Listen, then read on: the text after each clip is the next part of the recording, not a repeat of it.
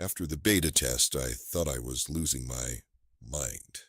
I found myself going on these walks with no memory of how I ended up where I was, or even why I was there. It took 2 or 3 iterations of this madness to understand what I was doing. I was hunting.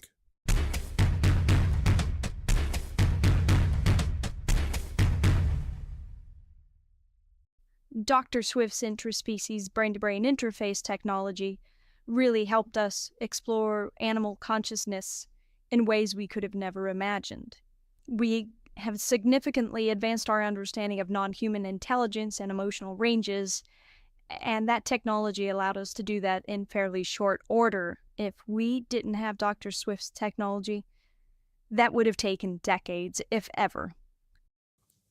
I learned quickly that there were only 2 possible outcomes when I went on these unscheduled walks. I was either there to fill my head with pain, or I was there to deliver an almost incomprehensible form of karmic justice to the abuser. When Dr. Pinchak first gave me a heads up on this anomaly that her human subject had experienced or was experiencing, I was fascinated because I had never heard of such a thing or ever run across it in my entire career. Ever. As with everything about my new life, it took me a while to figure things out. And after probably the 7th or 8th time, these interactions with these abusers, I understood what I was. I was this badass superhero that the world had never seen before. And I was delivering a level of karmic justice that no one had ever thought was possible. And I admit I got off on it. It really went to my head. I knew I was doing good, but I also really looked forward to meeting the next abuser, to meeting the next abused animal to remove their burden and then deliver justice. That's what I do. With a simple touch, Poacher could lift the trauma from an abused animal. We didn't understand the mechanics of it or the process. We understood that the touch was how he was making that connection, but he was literally lifting a synaptic neural pattern from an abused animal, basically scrubbing their mind clean of this experience so they no longer understood or remembered this violence. But now he gifted himself this PTSD, an interspecies PTSD, I might add. Yes, the road to hell is paved with good intentions, and I think Project Mindshare partially fell into that category. Let me clarify that this anomaly, side effect that the human test subject experienced, wasn't anyone's fault. The anomaly was so unprecedented that no one could have seen this coming. That's what it reminded me of, was a reverse Vulcan mind meld. I'm a Trekkie, and this is all I could think of when I first saw Poacher absorbing a traumatic experience from an abused animal. That neural pattern disappeared, that trauma from the abused animal, and it appeared in his mind. So he relocated this experience from an abused animal, took on their pain, and now he gave himself this repeating sort of Groundhog Day-like existence until he could find the abuser. It took us a while to understand that process. It took hours of data that we watched in neural scans, but we finally pieced it together. He was basically this heat-seeking missile, this scent dog that could sniff out trauma from an abused animal, absorb it, relocate it to the person who created it, and deliver this karmic justice. It was astonishing. What better way to make an animal abuser understand the impact of their actions by having them experience their victim's trauma? Most of my work in a previous lifetime focused on electromagnetically sensitive tissues, exploring that. And an example of that would be a shark's lateral lines and the role that plays in locating food. And I knew there were more than a few animals that used magnetic reception like that to sense field elements or detect tiny electrical currents that other animals generate. That's how they find their food.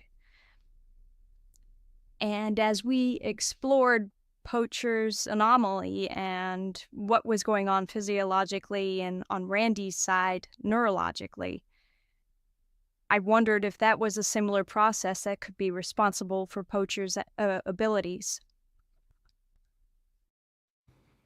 We had been so focused on the neural events themselves, on this miraculous world that was unfolding in front of us that we didn't even believe possible, that we totally ignored the physical aspects of the trauma. And Dr. Pinchak discussed her theory with me, and it made a lot of sense. She thought that traumatic neural activity actually had a physical property, like a very specific magnetic field, a neural vibration perhaps, or a frequency. And that tied into her research, decades of research into how sharks, skates, and rays are attracted to or locate prey through these very nuanced electrical frequencies that they can detect. Once we started approaching it from that angle, our data started to indicate that indeed trauma did have a very distinct, detectable neural profile. I hadn't considered the possibility that our subject, Poacher, had developed an electrosensitive ability to detect these neural patterns of traumatic activity. And again, it's the cliched or tropey Occam's razor thing that sometimes the simplest explanation is exactly what's going on. And that was pretty direct. That would explain how he was drawn to the victims. They were emitting these trauma field action potentials, and Poacher was honing in on them like a scent hound. So time passes, and I've been delivering justice, and I never really think about the people I interact with. I almost called them victims, but they're not victims. They created what happens to them. But one day I was cutting through an alley and I ran into someone. It was quite apparent that I had interacted with them. She was missing her ears and was babbling incoherently in little fits and starts, and I realized this is someone that we communicated at some point, and I don't remember the specifics, but I knew she deserved it. But when I looked at her, just curled up there by some cardboard boxes in the alley, and I thought, it just hit me, like, this is what I do. This is what I do to people. And I realized I was responsible for this damaged thing in front of me, and I thought, I'm not delivering justice. I'm ruining lives.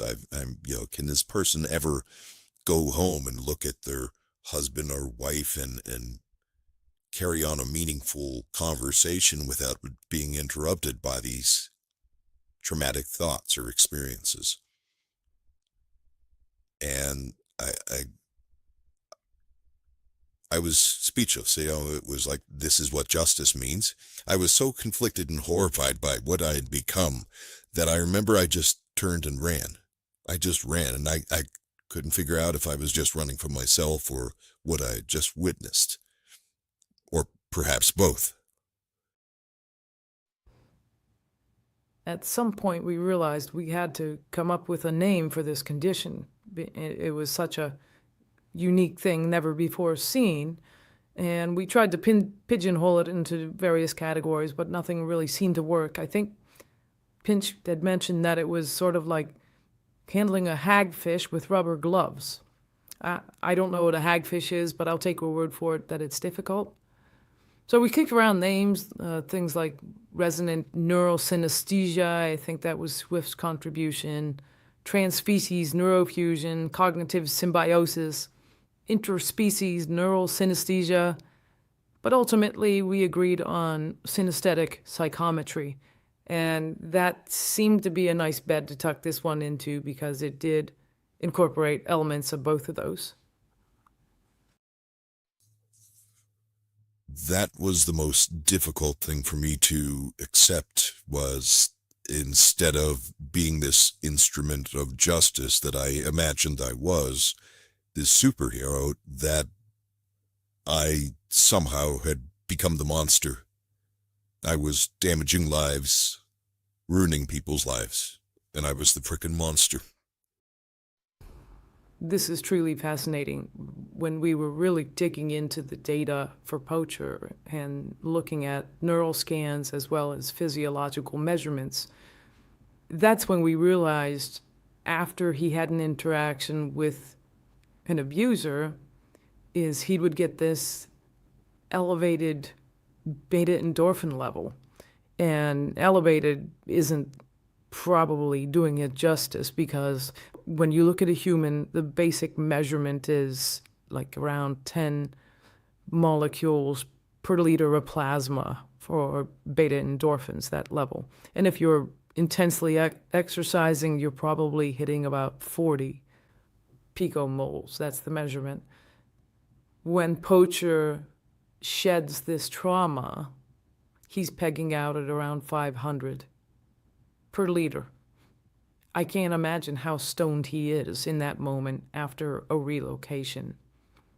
I want that job. I didn't realize that dispensing justice could be so addicting. That was the question. What went wrong with Mindshare? And the truth is, we have no bloody idea. Of course, we suspended testing. The university conducted an ethics investigation into our program. SynOrganic, of course, they conducted an internal investigation. And we uncovered nothing. There was no indication that anything was done wrong or inappropriately. It was an anomaly that so far is unexplained.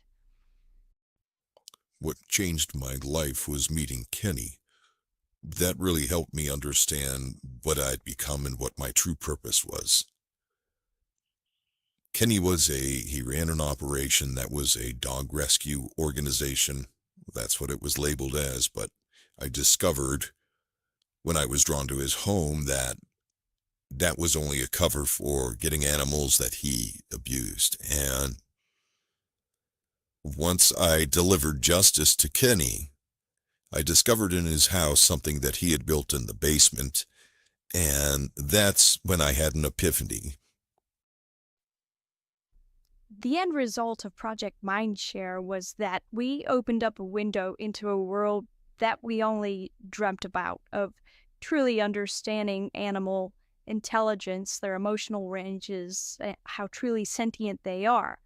And now we have the hard science to back that up. Animals are worthy of respect and have a dignity that we should understand and recognize. Of course, the other result was we inadvertently created a superhero for the animal kingdom. And that's not a bad thing. Kenny was planning on doing some very heinous things to humans. When I was in his basement looking at this room that Kenny had built, there were pictures of girls taped to the walls, maps of where they lived, their schedules from school, and I knew what he was planning. At the same time, I understood that I was not the monster that I thought I was. I wasn't destroying lives. I was preventing a future crime. By getting to Kenny early, I had prevented violence against humans. That was my true nature. That's my true worth. That's what I am. I am a poacher of bad men.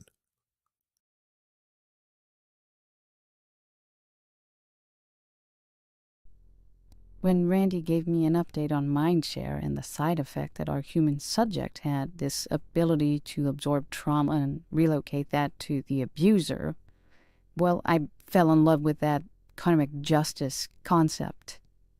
And let's just say I got a few ideas.